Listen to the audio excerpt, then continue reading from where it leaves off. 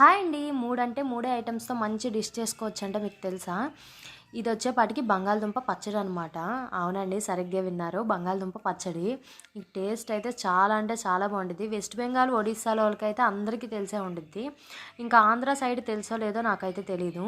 కానీ టేస్ట్ మాత్రం సూపర్‌గుండిద్ది. సింపుల్‌గా అయిపోవాలి, టేస్టీగా ఉండాలంటే ఇది చేసుకొని ఒకసారి ట్రై చేయండి. ఈ ప్రాసెస్ కూడా చాలా సింపుల్ అనమాట. 5 మినిట్స్‌లో చేసేసుకోవచ్చు. ఫస్ట్ ఆయిల్ వేసుకోవాలి.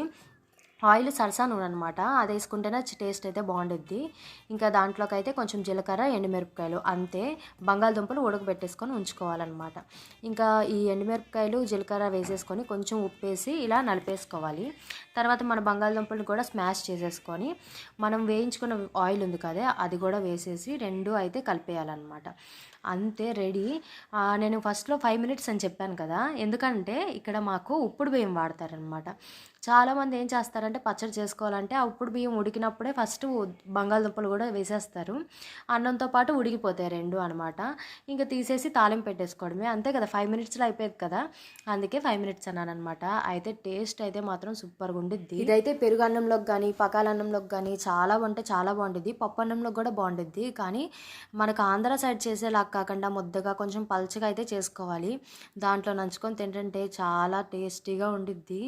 ఇంకా వేడి వేడి అన్నంలో నెయ్యేసుకొని తిన్నా కూడా చాలా బావుండిద్దనమాట. కాకపోతే తెల్లవారు చేసుకుంటే రాత్రికల్లా తినేయాలి ఇన్‌స్టంట్ పచ్చడిలాగా. మీరైతే ఒక్కసారి ట్రై చేయండి. వీడియో నచ్చితే